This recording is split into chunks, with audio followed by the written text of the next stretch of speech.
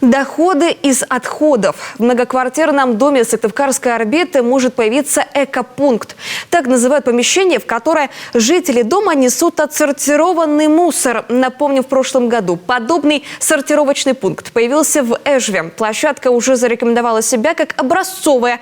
Помимо благого экологического вклада, идея приносит и прибыль. Сколько можно заработать на мусоре, выяснил Павел Королев.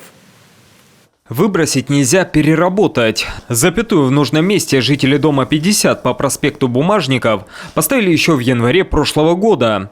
Тогда стараниями экоактивистки Арины Сажиной в многоквартирном доме появился свой экопункт. На небольшой площадке собирает около 20 фракций. Макулатура, алюминий, железо, полимеры – лишь малая часть отделимого. Из 200 квартир больше половины сортируют мусор, и это для них уже стало нормой жизни. А благодаря новой экопривычке жители дома смогли заработать на сдаче отходов более 230 тысяч рублей. Но и это еще не все. В дальнейшем они намерены еще и снизить плату за вывоз мусора.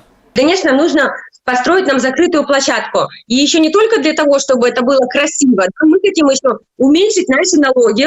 То, что мы платим 130 рублей с человека, мы хотим перейти на факт. Почему нам нужна закрытая площадка? Потому что регоператор не может нам делать этот перерасчет, или как это по-другому называется, потому что именно чтобы вот это вот воплотить, чтобы уменьшить наш платеж в этом, нужно построить закрытую площадку для ТКО. Активисты признаются, от регоператора пока не удалось добиться понимания, но они готовы довести дело до логического завершения. А между тем, позитивный опыт эжвинцев заинтересовал жителей других городов. Так недавно в экопункт заглянули гости из северной столицы. На первый взгляд может показаться, что это экопункт. Но что, если я вам скажу, что это техническое помещение в жилом доме, и благодаря одной прекрасной девушке были созданы все условия и удобства, где любой сосед данного дома может отдать вторсырье различного вида, которое даже в Санкт-Петербурге трудно сдать.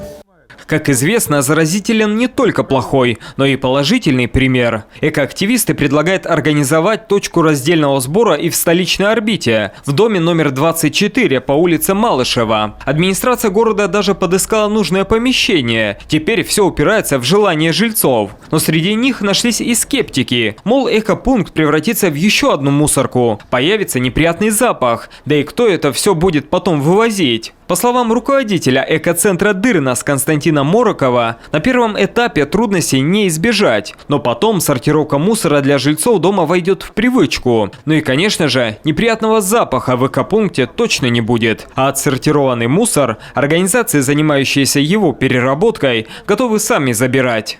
Система вот этого экопункта какая? Она подразумевает то, что туда принесут люди, которые уже экосознательные, они принесут туда уже чистое вторсырье, которое пойдет на переработку. Там не будет ни пищевых каких-то отходов, ни каких-то загрязненных там пакетов и всего остального. А это все, что нельзя сдать на переработку, она пойдет в мусорку.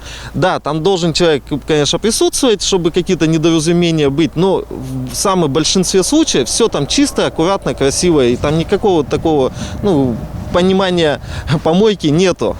Экоактивисты отмечают, даже если в вашем доме нет экопункта, отчаиваться не стоит. Если есть желание сортировать мусор и так внести свой вклад в решение экологических проблем, достаточно начать делить его на несколько простых фракций.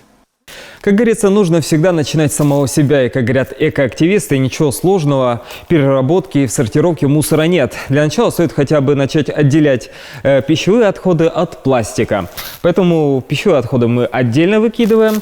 Пластик складываем в так называемый пакет с пакетами. На пластиковые бутылки тоже в отдельную кучу. А потом все это можно будет сдать в экоцентр в Сыктывкаре. Павел Королев, Иван Богомолов, телеканал Юрган.